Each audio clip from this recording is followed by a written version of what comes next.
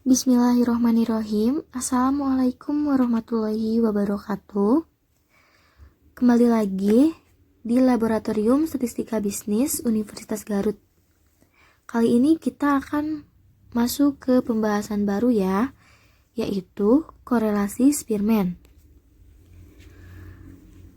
Langsung saja, di sini ada tujuan pembelajaran dari korelasi Spearman. Yang pertama, memahami keterbatasan dan kemudahan dalam mengolah data dengan menggunakan metode statistika non-parametrik. Lalu, yang kedua, memahami model statistika non-parametrik untuk pengujian korelasi. Nah, pada modul sebelumnya, kita telah mempelajari bagaimana cara menguji hipotesis dan menentukan hubungan antar variabel.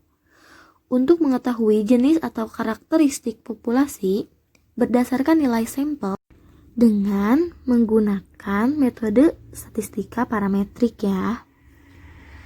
Nah, dengan asumsi sampel yang diperoleh akan dilakukan secara acak dan diambil dari populasi yang mengikuti distribusi normal. Akan tetapi, pada kenyataannya tidak semua proses sampling akan mendapat data yang memenuhi syarat berdistribusi normal, atau syarat lain untuk dapat diolah dengan metode statistika parametrik. Jika hal tersebut terjadi, maka diperlukan metode lain yang dinamakan metode bebas distribusi atau dikenal dengan metode statistika non-parametrik. Nah, bagaimana jika kita ingin mengetahui hubungan antar dua variabel yang salah satunya atau keduanya merupakan variabel statistika non-parametrik? Salah satunya, upayanya adalah dengan menggunakan koefisien korelasi Spearman yang akan kita bahas ini. Nah, pengolahan data melalui korelasi Spearman ini didasarkan atas peringkat atau ranking data pada masing-masing variabel. Selanjutnya, kita masuk ke langkah-langkah pengujian dari korelasi Spearman adalah sebagai berikut. Yang pertama, masukkan data-data secara berpasangan ke dalam tabel. Kedua, berikan masing-masing ranking data atau Rx dan Ry. Ketiga, cari selisih antara ranking setiap pasangan data atau D. Keempat, kuadrat nilai selisih tadi atau D kuadrat. Kelima, jumlahkan seluruh nilai kuadrat selisih tadi atau sigma D kuadrat. Yang terakhir, cari nilai koefisiensi korelasi Spearman dengan menggunakan rumus sebagai berikut, yaitu Rs sama dengan 1 dikurangi 6 sigma D kuadrat dibagi N buka kurung N kuadrat dikurangi 1 tutup kurung. Jadi rumusnya seperti itu ya. Selanjutnya, ada hipotesis untuk pengujian korelasi Spearman. Yang pertama, H0 atau ρ sama dengan 0, artinya tidak terdapat hubungan signifikan antara variabel bebas dengan variabel terikat. Lalu, H1-nya yang pertama, ρ lebih besar daripada 0, artinya terdapat hubungan positif yang antara variabel bebas terhadap variabel terikat. Kedua, ρ kurang dari 0, artinya terdapat hubungan negatif yang antara variabel bebas terhadap variabel terikat. Ketiga, ρ tidak sama dengan 0, artinya terdapat hubungan antara variabel bebas terhadap variabel terikat. Sedangkan untuk uji signifikansi digunakan uji T dengan formula sebagai berikut. T sama dengan Rs dikali akar N dikurangi 2 dibagi 1 dikurangi Rs kuadrat. Lalu kaidah keputusan untuk uji korelasi di sini adalah yang pertama, H0 ditolak jika T hitung lebih besar daripada T tabel. Kedua, H0 ditolak jika T hitung kurang dari T tabel. Yang ketiga, H0 ditolak jika absolut terhitung lebih besar daripada T-tabel. T-tabel diperoleh dari tabel distribusi T dengan peluang 1 dikurangi 0,5 alfa dan derajat bebasnya N dikurangi 2. Mungkin cukup sekian materi yang dapat saya sampaikan untuk materi uji korelasi Spearman. Selanjutnya, kita langsung saja masuk ke contoh soal berikut ini. Berikut adalah satu contoh kasus, yaitu pada suatu perusahaan riset yang meneliti khusus perbankan melakukan penelitian mengenai laba bank dan harga saham. Data diperoleh dari Bursa Efek Indonesia atau BEI, dan penelitian dilakukan terhadap 8 bank nasional. Tabel berikut ini adalah data yang berhasil diperoleh dari tim peneliti. Tingkat laba bank diukur berdasarkan rasio persentase keuntungan terhadap pendapatan, sedangkan harga saham diukur berdasarkan harga saham tersebut di BEI. Hasil riset tersebut ingin mengetahui apakah terdapat hubungan antara rasio laba bank dengan harga sahamnya. Langsung saja kita lihat berikut adalah soal dari kasus di atas. Bisa kalian lihat di sini terdapat beberapa bank ya, dengan laba dan harga saham yang berbeda. Langsung saja kita masuk ke identifikasi masalahnya. Nah, di sini identifikasi masalahnya adalah apakah terdapat hubungan signifikansi antara rasio laba dan harga saham? Langkah yang pertama yaitu hipotesis. H0, artinya tidak terdapat hubungan signifikan antara rasio laba dan harga saham. Lalu, H1 artinya terdapat hubungan signifikan antara rasio laba dan harga saham ya. Selanjutnya, langkah kedua yaitu taraf nyata. Di sini taraf nyatanya yaitu 5% atau 0,05. Selanjutnya, langkah yang ketiga yaitu statistik uji. Untuk statistik uji, kita bikin tabel sebagai berikut. Nah, untuk nilai X dan Y di sini, ini kalian tinggal copy paste dari soal di atas, dan jangan lupa kalian jumlahkan dari masing-masing X dan Y. Berarti untuk X jumlahnya ada 9 data, dan untuk Y jumlahnya sama, ada 9 data ya. Sebelum mengisi Rx dan Ry, kita terlebih dahulu akan membuat tabel perankingan ya.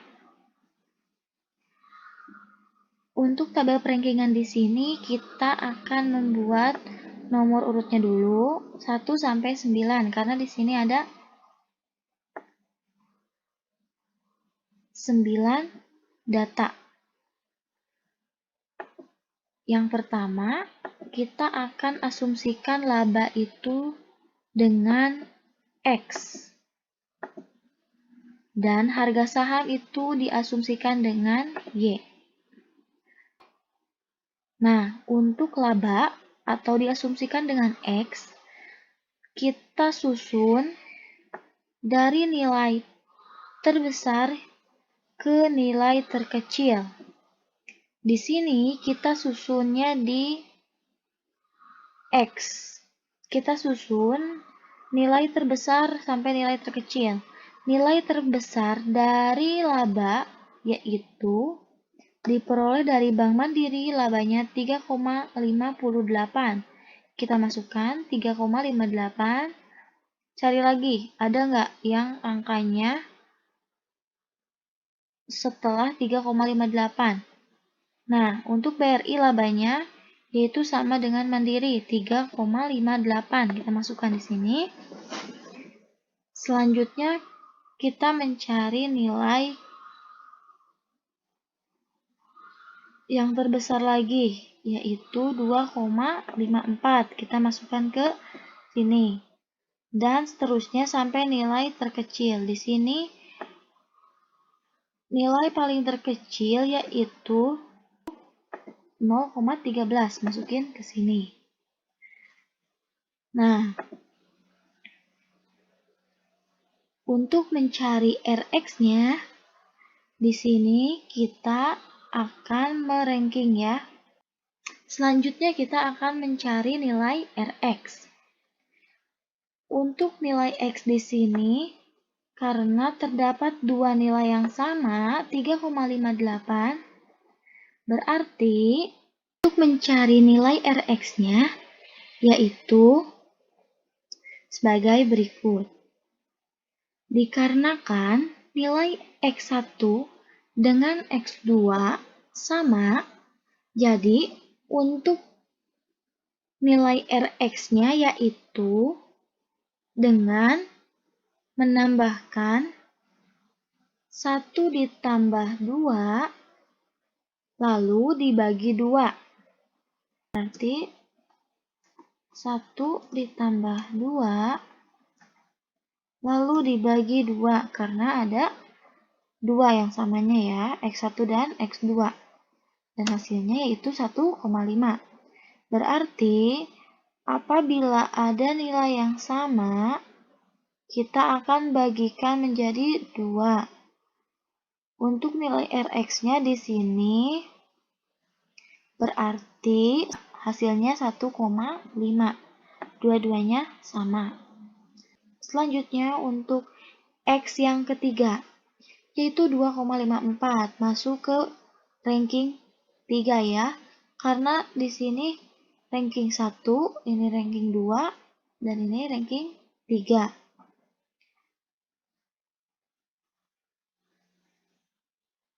Untuk X3 ini masuk ke ranking ketiga karena setelah 1, 2, selanjutnya 3 ya, berarti ini masuk ke ranking 3. Selanjutnya untuk X4 yaitu 2,51. Berarti tidak dapat nilai yang sama, berarti ranking ke-4. Selanjutnya yaitu 0,95 masuk ke ranking 5. Untuk 0,51 masuk ke ranking 6. Lalu untuk 0,18 masuk ke ranking 7. Lalu untuk 0,16 masuk ke ranking 8. Dan yang terakhir 0,13 masuk ke ranking 9. Selanjutnya kita akan mencari nilai RY. Nah, untuk Y di sini seperti biasa, yang untuk nilai Y di sini yaitu diasumsikan untuk harga saham. Nah, kita urutkan seperti tadi. Harga saham dari nilai terbesar ke nilai terkecil. Kita urutkan dari nilai terbesarnya di sini berapa? 3.350. Kita masukkan ke sini. Lalu yang kedua terkecil, 2.050. Kita masukkan ke sini. Yang tiga terkecil, yaitu 1.375. Masukkan ke sini. Dan seterusnya. Lalu untuk mencari area-nya, di sini seperti tadi ya. Untuk Y1 3.350 masuk ke ranking 1 ya, karena itu nilai yang paling terbesar. Selanjutnya yang kedua, 2050 itu masuk peringkat ke-2. Lalu untuk Y3 yaitu 1.375 masuk ke ranking 3. Dan untuk Y4, Y5, Y6, dia memiliki nilai yang sama, yaitu 1025. Nah, untuk mencari nilai RY-nya atau mencari rankingnya, seperti biasa, kita akan menambahkan, lalu membaginya. Berarti di sini sama dengan ditambah 5 ditambah 6 dibagi 3 ya, karena Y yang samanya di sini karena 3 angka yang memiliki nilai yang sama, yaitu Y4, Y5, Y6, nilai angkanya sama. Sama dengan berarti 5 atau 5,3. Kita isikan RY-nya 5,3 sama ya untuk nilai yang Y1025. Selanjutnya yaitu Y7, 455 masuk ke ranking 7. Kenapa masuk ke ranking 7? Karena setelah 3 di sini berarti ranking keempat, 5, 6, selanjutnya 7. Untuk Y8 yaitu 110 masuk ke ranking 8. Dan untuk yang terakhir yaitu Y9 nilainya 30 masuk ke ranking 9. Seperti itu ya untuk mencari tabel perankingan. Selanjutnya kita isikan nilai Rx dan Ry di atas ke sini. Kalian salin ya. Setelah itu jangan lupa kalian jumlahkan masing-masing Rx dan Ry. Jumlahnya di sini masing-masing Rx dan Ry yaitu sama, 45. Selanjutnya kita akan mencari nilai D. Untuk mencari nilai D yaitu dari Rx dikurangi Ry. Jadi seperti ini. Untuk mencari nilai D, itu pengurangan dari nilai Rx dan nilai Ry.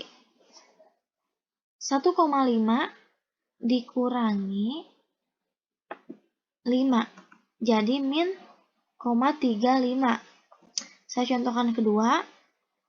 4 dikurangi 3 sama dengan 1. Contoh yang terakhir. 3 dikurangi 1 berarti 2. Kalian bisa lakukan pengulangan sampai selesai, sampai sini. Selanjutnya, jangan lupa kalian totalkan seperti biasa. Dan untuk mencari D kuadrat di sini lebih mudah. Kalian tinggal kuadratkan D yang telah ada. Berarti sama dengan nilai D atau min 3,5 dikuadratkan.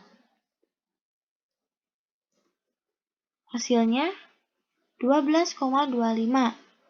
Contoh kedua. 1 dikuadratkan, jadi nilainya 1. Kalian bisa lakukan pengulangan sampai selesai. Setelah itu tinggal kalian jumlahkan nilai dari D kuadrat di sana yaitu 45,5.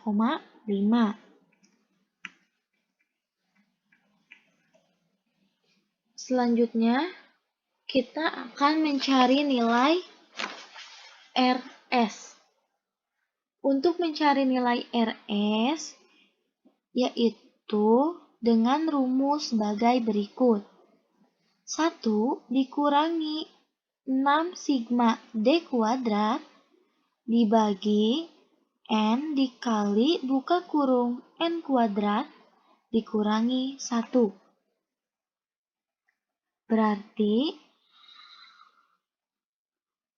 sama dengan 1 dikurangi 6 dikali sigma D kuadrat. Berarti sigma D kuadrat di sini 45,5. Sigma D kuadrat itu yaitu berarti jumlah atau total dari D kuadrat. Berarti yang ini ya, 45,5. Selanjutnya dibagi N. N yang kita miliki yaitu data dari soal di atas, N-nya 9 dikali N kuadrat, berarti 81 dikurangi 1. Itu sudah ketentuan dari rumus. Sama dengan 1 dikurangi 273 dibagi 9 dikali 80. Sama dengan 1 dikurangi 0,379 dan hasilnya yaitu 0,62. Artinya, koefisien korelasi dari hasil tersebut hubungannya kuat ya. Selanjutnya kita akan mencari T hitung dan T tabelnya. Untuk T hitungnya yaitu kita hitung dengan rumus sebagai berikut. RS dikali akar N dikurangi 2 dibagi 1 dikurangi RS kuadrat. Jadi sama dengan RS-nya berapa tadi? 0,62. Berarti 0,62 dikali akar N-nya 9 dikurangi 2, ini sudah ketentuan dari rumus, dibagi 1, ini sudah ketentuan juga, dikurangi RS kuadrat. 0,62 dikuadratkan, yaitu hasilnya 0,3844. Lalu, sama dengan 0,62 dikali akar 7 dibagi 0,6156 sama dengan 0,62 dikali akar 11,37102014. Dan hasilnya adalah 2,09.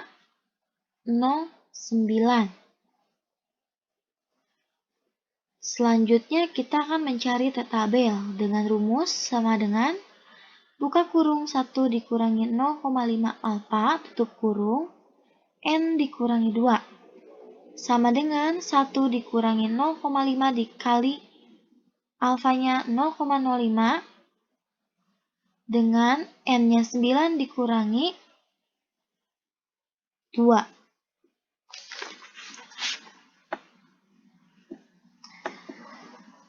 Sama dengan 0,975 dengan 7.